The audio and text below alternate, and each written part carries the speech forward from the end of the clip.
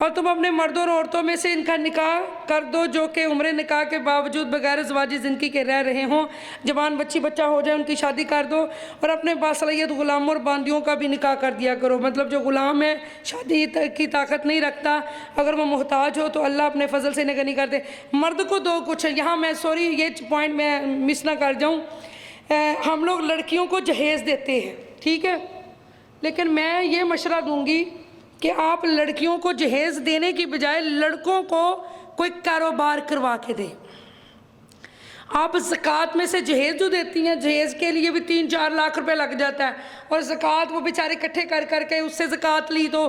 سلائی مشین لی، اس سے زکوٰۃ لی تو پنکھا آ گیا، اس سے زکوٰۃ لی تو بیڈ شیٹیں آ گئیں، اس سے زکوٰۃ لی، لسٹ دیکھیں کتنی بڑی ہے۔ اللہ معاف کر دے، استغفر اللہ۔ ایون کہ کچن کا چولہا تک بھی کچن کا جو ہے نا وہ بیٹیوں کو لوگ دیتے ہیں۔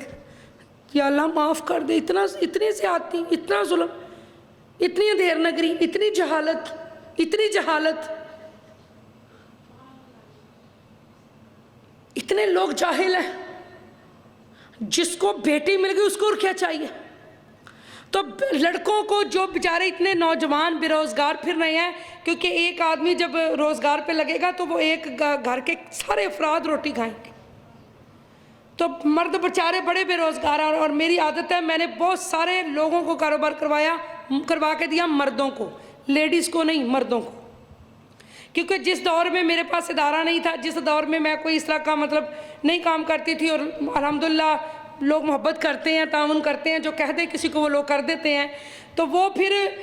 میں ظاہر کام تو لوگ کرتے تھے، تو میں پھر جب دیکھتی تھی ادھر ڈی میں ادھر ادھر کہیں لوگ نوجوان ہیں جیسے یہ چیزیں بیچ رہے ہیں، آج کل اپنے لڑکے دیکھے ہوں گے، کسی نے کوئی چیز پکڑی، کسی نے کوئی چیز پکڑی، وہ بیچ رہے ہیں، تو میری عادت تھی کہ بھی میں ان کے گھر تک جا کے پوری تصدیق کر کے تو ان کو کوئی کام کروا دوں جس کی مالیت، بزنس کی مالیت تقریباً 15,000 10,000 یا 20-25، اس سے زیادہ نہیں۔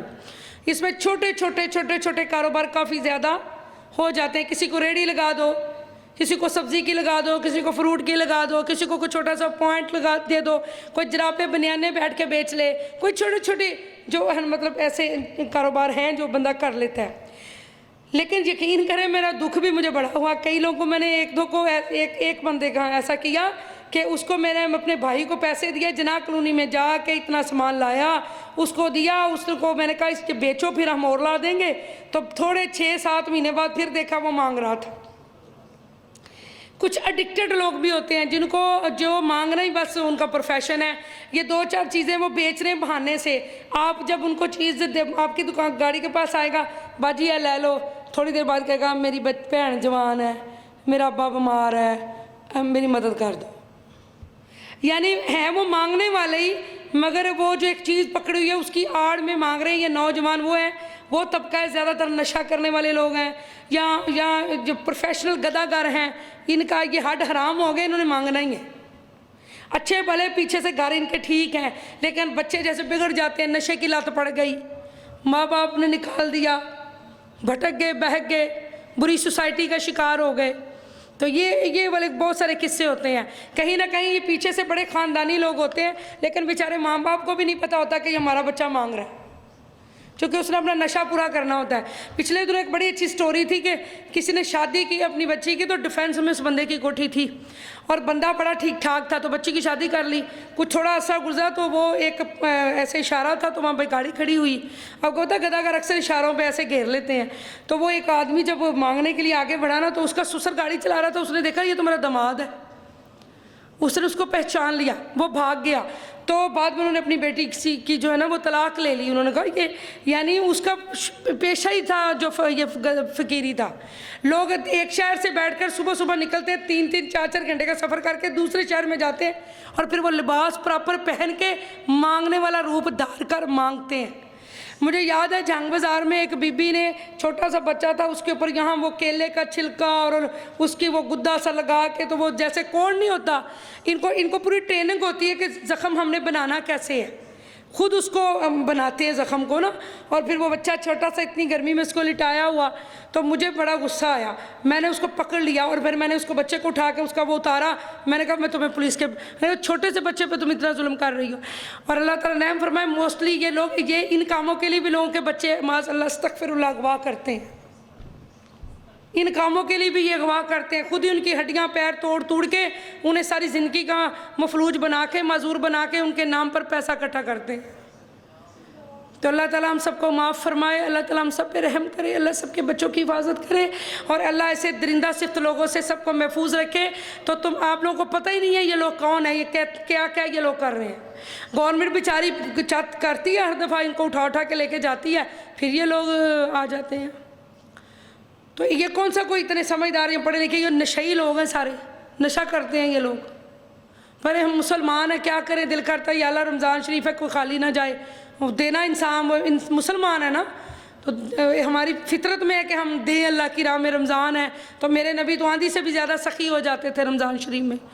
تو رمضان شریف میں پتہ نہیں دوسرے صوبے کے دوسرے صوبے میں جا کے لوگ بیٹھے ہوئے ہیں، یہ ایک صوبے کے دوسرے صوبے میں، یعنی پہچان لیتے ہیں نا لوگ۔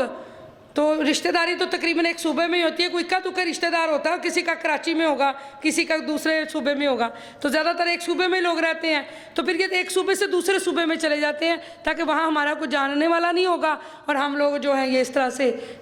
ہم لوگ وہاں فقیری کا پیشہ جو ہے وہ اختیار کر لیں۔ تو یہ ساری چیزیں ہیں، بہرحال اللہ تعالیٰ ہم سب کے اوپر رحم فرمائے۔ تو